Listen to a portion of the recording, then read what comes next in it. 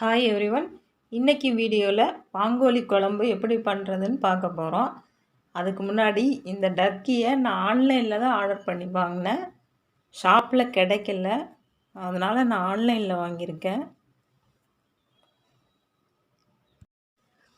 Already அவங்க clean பண்ணி தான் கொடுப்பாங்க, இருந்தாலும் நம்மளும் க்ளீன் பண்ணணும்.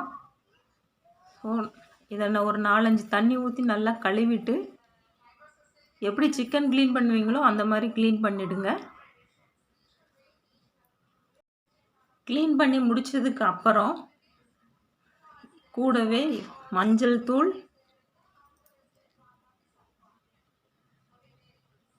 உப்பு, சீரக சோம்புத்தூள்,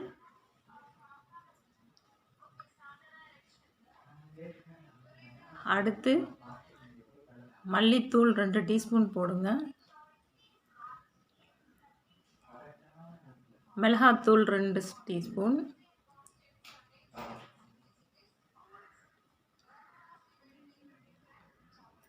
இஞ்சி பூண்டு விழுது 2 டீஸ்பூன் போடுங்க, இல்லை 1.5 டீஸ்பூன் போட்டுடுங்க. ரொம்ப அதுக்கு மேலே போட்டுறாதீங்க, ஒரு ஸ்மெல் வந்துடும். தயிர், கண்டிப்பாக தயிர் 2 டீஸ்பூன் சேர்த்துடுங்க. சேர்த்ததுக்கப்புறம் எல்லாத்தையும் நல்லா மிக்ஸ் பண்ணணும்.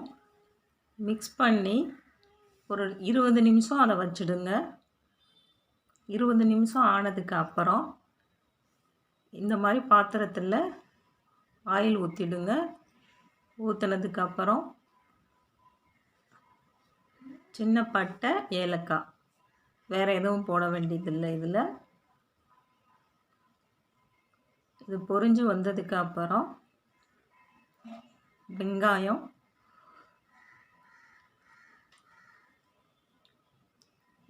போட்டாச்சு.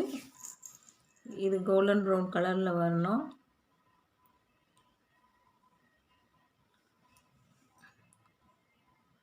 வந்ததுக்கப்புறம் கூடவே கருவேப்பிலை, பச்சை மிளகாய், தனியா இலை சேர்த்துடுங்க.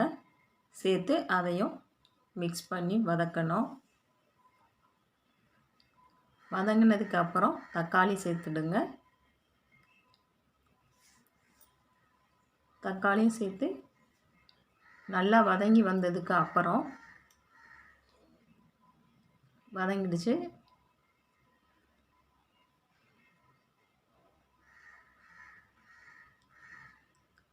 கூடவே நம்ம 20 நிமிஷம் ஊற வச்சோம் இல்லையா வாங்கோலி கறி, அதையும் சேர்த்துடலாம். சேர்த்து நல்லா கிளறி விடணும். இப்போதைக்கு நம்ம தண்ணி ஊற்றக்கூடாது. 15 நிமிஷத்துக்கு அப்புறம்தான் தண்ணி ஊற்றணும். மூடிடுங்க. இந்த மாதிரி 15 நிமிஷத்துக்கு அப்புறம் தண்ணி சேர்த்துக்கலாம்.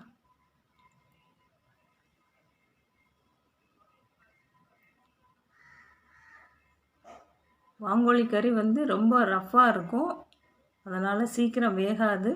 அடுப்பை கம்மியான ஃப்ளேமில் வச்சுருங்க.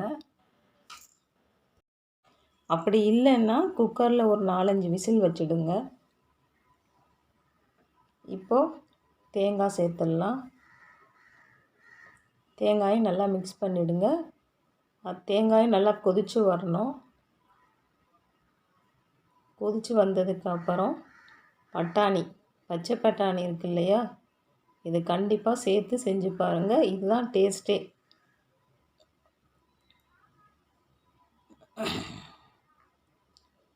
இந்த மாதிரி வாங்கோலி கறிக்கு நீங்கள் பட்டாணி கூடவே நிறையாவே சேர்த்துக்கிடலாம், உங்கள் டேஸ்ட்டை பொறுத்து.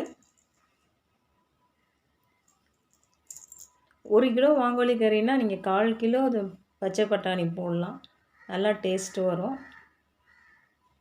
இப்போ ரெடி ஆயிடுச்சு வாங்கோலி கறி. இதை ரைஸ் கூட சாப்பிட்லாம், சப்பாத்தி, இட்லி, இப்படி எது கூட வேணாலும் சாப்பிட்லாம். இருந்தாலும் ரைஸ் கூட சாப்பிட்றது தான் நல்ல டேஸ்ட்டு வரும். ஸோ செஞ்சு பாருங்கள், ட்ரை பண்ணுங்கள். தேங்க்யூ ஃபார் வாட்சிங்.